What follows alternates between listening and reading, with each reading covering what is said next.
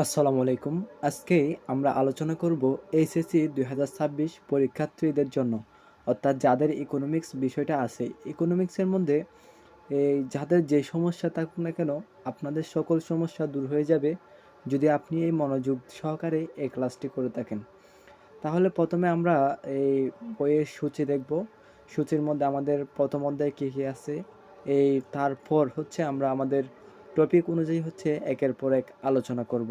তাহলে আমাদের এখানে প্রথমে সূচির মধ্যে রয়েছে, প্রথম অধ্যায় হচ্ছে অর্থনীতির পরিচয়, দ্বিতীয় অধ্যায় হচ্ছে অর্থনীতির গুরুত্বপূর্ণ ধারণাসমূহ, তৃতীয় অধ্যায়ে রয়েছে উপযোগ, চাহিদা, যোগান ও ভারসাম্য, আর চতুর্থ অধ্যায়ে রয়েছে উৎপাদন ও সংগঠন, পঞ্চম অধ্যায়ে রয়েছে বাজার, ষষ্ঠ অধ্যায়ে রয়েছে জাতীয় আয় এর পরিমাপ, সপ্তম অধ্যায়ে রয়েছে অর্থ ও ব্যাংক ব্যবস্থা, আর অষ্টম অধ্যায়ে রয়েছে বাংলাদেশের অর্থনীতি। নবম অধ্যায়ের মধ্যে রয়েছে বাংলাদেশের গুরুত্বপূর্ণ এ, অর্থনৈতিক প্রসঙ্গ, এবং সর্বশেষ যে অধ্যায় রয়েছে সেটার মধ্যে রয়েছে বাংলাদেশ সরকারের অর্থব্যবস্থা। তাহলে আমরা আজকে যে অধ্যায়টা আলোচনা করব, যে বিষয়টা আলোচনা করব, সেটা হচ্ছে অর্থনীতির পরিচয়। এই অর্থনীতির পরিচয় কোথা থেকে, এবং এই অধ্যায় থেকে আমাদের জন্য পরীক্ষা পরীক্ষা আসার মতো গুরুত্বপূর্ণ টপিকগুলো আমরা আলোচনা করব। প্রথম অধ্যায় প্রথম অধ্যায় হচ্ছে অর্থনীতির পরিচয়, ইন্ট্রোডাকশন টু ইকোনমিক্স। অর্থাৎ জন্ম থেকে মৃত্যু পর্যন্ত মানুষ বেঁচে থাকার জন্য অবিরাম অর্থনৈতিক সংগ্রাম করে।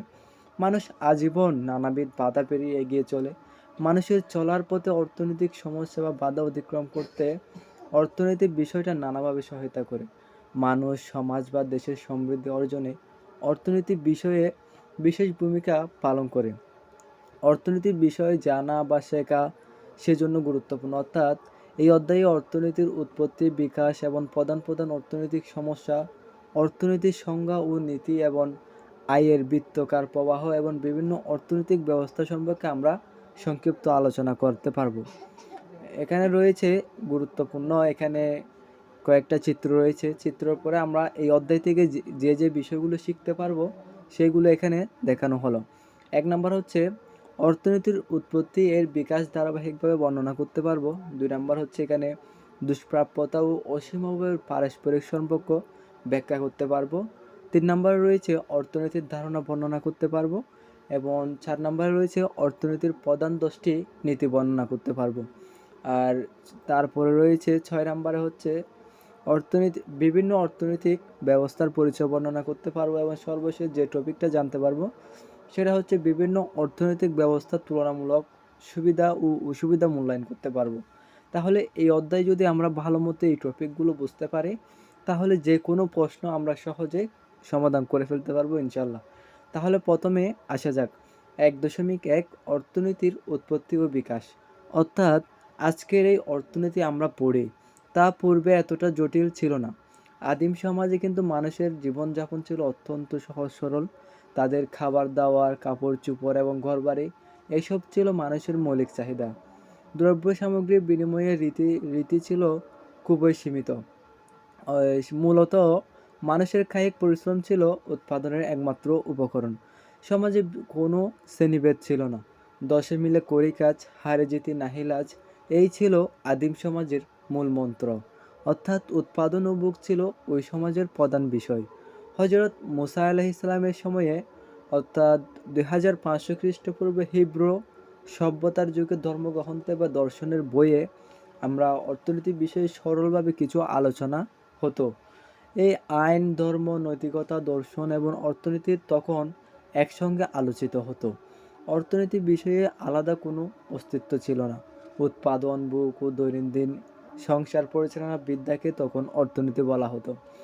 অর্থনীতি ইংরেজি শব্দ হচ্ছে ইকোনমিক্স, অর্থাৎ গ্রিক শব্দ ঐকোনমিয়া থেকে এসেছে। ঐকোনমিয়া হচ্ছে অর্থ হচ্ছে গৃহস্থালির ব্যবস্থাপনা, অর্থাৎ management of the house hold. Plato তার 427 থেকে 347 খ্রিস্টপূর্ব এবং এরিস্টটল 384 থেকে 322 খ্রিস্ট পর্যন্ত ছিল গ্রিক সভ্যতার বিখ্যাত দুই চিন্তাবিদ। অর্থাৎ তারা দুজনই তখনকার খুবই জনপ্রিয় চিন্তাবিদ ছিলেন। এই দুজন চিন্তাবিদ ব্যক্তিগত সম্পত্তি, শ্রমিকের মজুরি, দাসপ্রথা ও সুদসহ অর্থনীতির অনেক মৌলিক বিষয় নিয়ে আলোচনা করেছেন। প্রাচীন ভারতে চতুর্থ খ্রিস্টপূর্বে কৌটিল্যের অর্থশাস্ত্র বৃহত্তর পরিসরে সারা দেশের রাজনীতি, সমাজ, অর্থনীতি ও সামরিক বিষয়ের উপর আলোকপাত করা হয়। ষোড়শ শতাব্দীর শেষ ভাগ থেকে অষ্টাদশ শতাব্দীর শেষ ভাগ পর্যন্ত 1590 থেকে 1780 ইংল্যান্ড, ফ্রান্স ও ইতালিতে আন্তর্জাতিক বাণিজ্যের যে প্রসার ঘটে তাকে বাণিজ্যবাদ বলা হয়। দেশের ধন সম্পদ বৃদ্ধি এবং রাষ্ট্রীয় ক্ষমতা বৃদ্ধি, তারপর বাণিজ্য উদ্বৃত্তকরণের লক্ষ্যে ইংল্যান্ডের মধ্যে ব্যবসায়ীরা বিভিন্ন রপ্তানি করত এবং খুব সামান্য আমদানি করত। ইংল্যান্ডের উৎপাদিত পণ্য পৃথিবীর বিভিন্ন দেশের মধ্যে প্রচুর পরিমাণে তখন রপ্তানি করা হতো, যেমন তার মধ্যে স্বর্ণ, রূপা, হীরা ইত্যাদি হচ্ছে আমদানি করা হতো।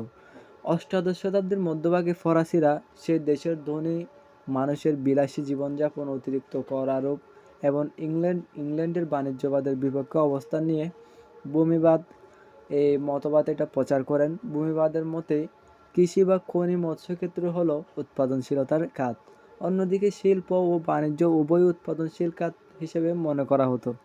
এইভাবে প্রাচীন এবং মধ্যযুগে অর্থনীতি বিষয়ক আলোচনা ক্রমশ নানা বিষয়ে সমন্বয়ে জটিল হতে থাকে। তারপর রাজনৈতিক অর্থনীতি একটি স্বতন্ত্র বিষয় হিসেবে স্বীকৃতি পায়। তখন ইংরেজি অর্থনীতিবিদ অ্যাডাম স্মিথ 1776 সালে তার বিখ্যাত বই an inquiry into the nature and causes of the wealth of nations রচনা করেন। আধুনিক অর্থনীতির মূল ভিত্তি হলো অ্যাডাম স্মিথের এই বইটি, অর্থাৎ আধুনিক যে একটা অর্থনৈতিক ভিত্তি তৈরি হয়েছে তার কিন্তু মূল ভিত্তি হলো হচ্ছে অ্যাডাম স্মিথের এই বিখ্যাত গ্রন্থটি।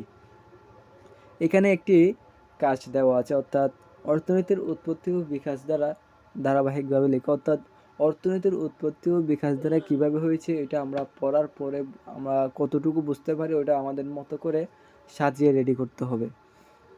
আজকে হচ্ছে এতটুকু, আমরা 1.1 এটা আজকে আলোচনা করলাম। এটার মূল উদ্দেশ্য ছিল কখন থেকে, অর্থাৎ আগে থেকে মানুষের অর্থনীতির বিষয়ে কতটুকু ধারণা ছিল, তাদের জীবনযাপন কেমন ছিল এবং অর্থনীতির শব্দটা কোন শব্দ থেকে এসেছে এবং এটার অর্থ কী, এবং সে সময় কোন চিন্তাবিদরা বিখ্যাত ছিল, যেমন প্লেটো, তারপর গ্রিক দার্শনিক সভ্যতার এরিস্টটল, এরা বিখ্যাত ছিল। এবং শেষে আমরা অ্যাডাম স্মিথের একটি বিখ্যাত বই দেখতে পাই, an inquiry into the nature and causes of the wealth of nations রচনা করেন। এই বইটি কিন্তু মূলত আধুনিক অর্থনীতির মূল ভিত্তি হিসেবে আমরা জানতে পারি। তাহলে এটা হচ্ছে এতটুকু আমাদের ক্লাস। এখন শেষে আপনাদের জন্য একটা কথা হচ্ছে, আমি আপনাদের জন্য একদম এই টেক্সট বুক একদম ভেঙে ভেঙে বুঝিয়ে পড়ানোর মতো করে ক্লাসের পর্বগুলো ধারাবাহিকভাবে সামনে চালিয়ে যাব। আপনারা যাতে সামনে এসএসসি পরীক্ষা 2026-এ যারা ইকোনমিক্সে ভালো করতে চান তারা আমার এই ক্লাস ভিডিওটা রেগুলার মনোযোগ দিয়ে শুনবেন এবং বাসায় প্র্যাকটিস করবেন, তাহলে আশা করা যায় এ বিষয়ে আপনার তেমন কোনো দুর্বলতা থাকবে না এবং আপনি এই পরীক্ষার মধ্যে ভালো নাম্বার অর্জন করতে পারবেন। তাহলে সবাই ভালো থাকবেন, সুস্থ থাকবেন। আসসালামু আলাইকুম।